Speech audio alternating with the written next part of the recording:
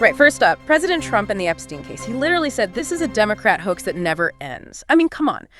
But it's really a Democrat hoax because they're trying to get people to talk about something that's totally irrelevant to the success that we've had as a nation since I've been president. My thoughts on this are, isn't it obvious? Every time something else is going wrong, suddenly this pops back up. It feels like a classic distraction tactic by the Democrats, pulling focus from, the economy, border security, actual pressing issues. And let's not forget, he cooperated back in 2009, way before it became this political football. Plus, I read that survivors at that press conference even said they didn't see him do anything inappropriate with Epstein. So it really looks like they're pushing a very selective story here. Can we just focus on real threats instead of recycling these political smears? It's always something with them, isn't it? Classic misdirection. Whoa, okay. A hoax. Seriously. While survivors are literally speaking out on Capitol Hill, calling it a hoax, that completely undermines everything people are trying to do to hold powerful figures accountable. It's not just deflection. That's a slap in the face to justice. And you can't just ignore Trump's documented past associations with Epstein. That's a critical detail here. You need full disclosure to understand the whole network. These victims are devastated, and they're saying transparency is key, not just for them, but to stop future abuse. And look, there's bipartisan support for releasing the files. This isn't just one party. It goes way beyond that. We absolutely have to prioritize the voices of survivors over any kind of political deflection. This is about systemic failure, not just scoring points. Okay, I hear you on the survivors, but my thoughts on this are, if we're really about justice, why now? Why dig up old dirt when there are brand new crises happening every day? I know someone who thinks this is purely about rehashing old stuff to avoid talking about, well, anything else that might be inconvenient right now. They always find a way to make it about him, don't they? Sigh. Just another Democrat hoax.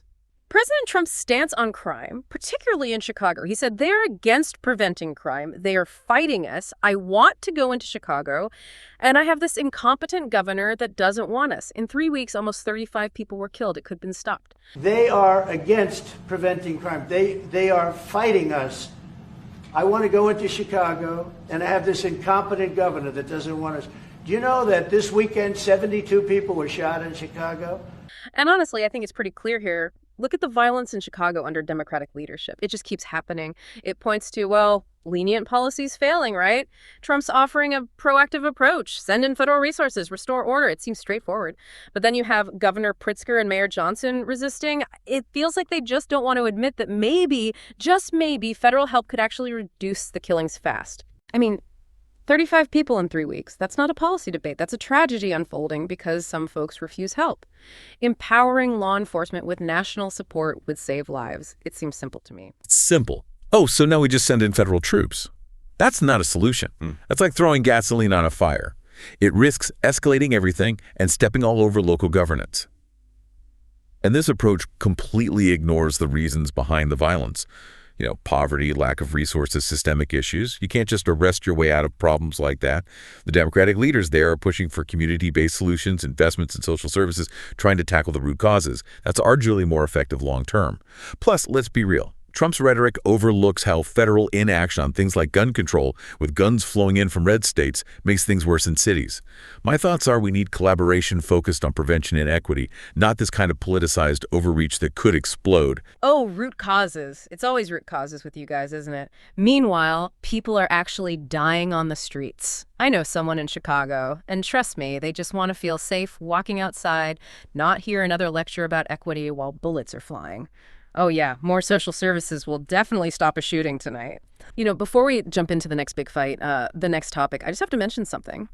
Amidst all this heavy news, finding reliable resources is absolutely key. And frankly, the Next Gen Business, it's just fantastic for staying on top of trending news. Really good stuff. Absolutely. I've been seriously impressed with them, too. It's genuinely a great resource, really insightful.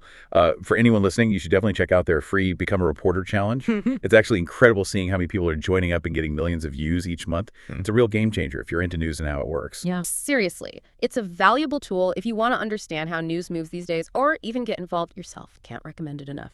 Okay, back to the fray. All right, back to the debates. Event 3.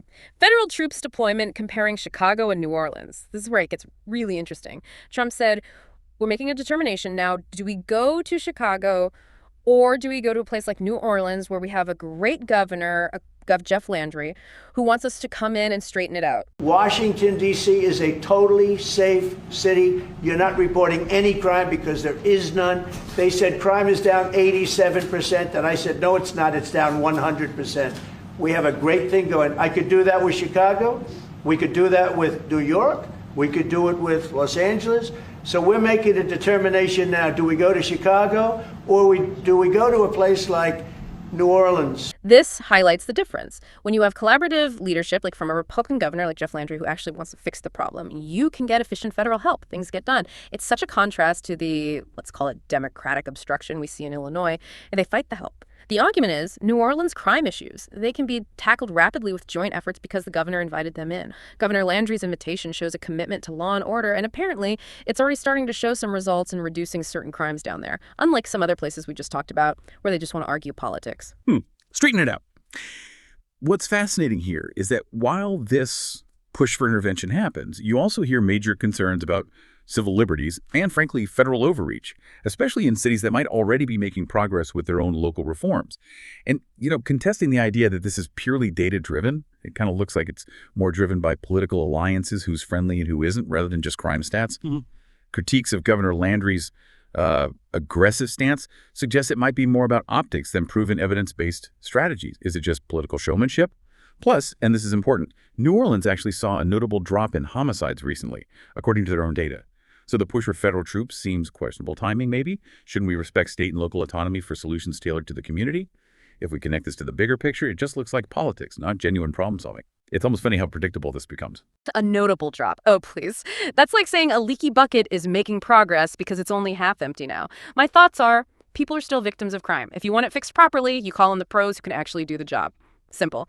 And the idea that a Republican governor wanting federal help to stop crime is just optics. Hilarious. So wanting to make your city safer is now just for show. Give me a break. Okay, final topic today, and it's a big one. President Trump's Supreme Court case on tariffs. This could have huge economic ripples. He put it very bluntly. Our country has a chance to be unbelievably rich again, but it can also be unbelievably poor again. If we don't win that case, our country is going to suffer so greatly. We have a very, very big case in the Supreme Court. Our country has a chance to be unbelievably rich again. If we don't win that case, our country is going to suffer so greatly, but I think we're going to have a big victory. Now, my perspective, and one shared by many, is that these tariffs were crucial. They protected American industries, American workers from unfair foreign competition that was gutting our manufacturing base for years. This Supreme Court case, it's pivotal. It's about affirming the president's authority to act decisively on trade, letting the U.S. negotiate from strength, not weakness. The win here would basically validate that the tariffs worked, reducing trade deficits, boosting jobs here at home. So what does this all mean? It means our economic future. My thoughts are, if we don't win this, we're basically signing away our power to protect ourselves. It's unhinged to think otherwise. Securing this is essential. Okay, hold on. Unbelievably rich again. This raises an important question. While the goal might be economic strength, these tariffs are being challenged as serious executive overreach. The core legal issue is whether the president can just slap these on using national security as a justification without Congress really weighing in. The appeals court already ruled that these tariffs basically inflated costs for American businesses and families. Think about manufacturers needing imported materials or just everyday stuff costing more. Many analyses show these tariffs contribute to economic strain, maybe without even delivering the promised benefits across the board. It's essentially a tax on Americans. My thoughts are we've seen this play out before, and it always seems to hurt regular folks the most. So if the Supreme Court upholds that ruling against the tariffs, it would be seen as protecting against arbitrary taxes and promoting, fairer international relations based on rules, not just unilateral actions that provoke retaliation. Maybe balanced trade strategies, diplomacy, multilateral agreements. Maybe that's the better long-term path. Oh, diplomacy. Diplomacy with countries that are actively trying to exploit us. That's rich. My thoughts are, sometimes you need to play hardball to win, especially in global trade. These tariffs are the hardball. And this burden on consumers argument isn't a small price worth paying for national strength and bringing jobs back home. You can't have it both ways.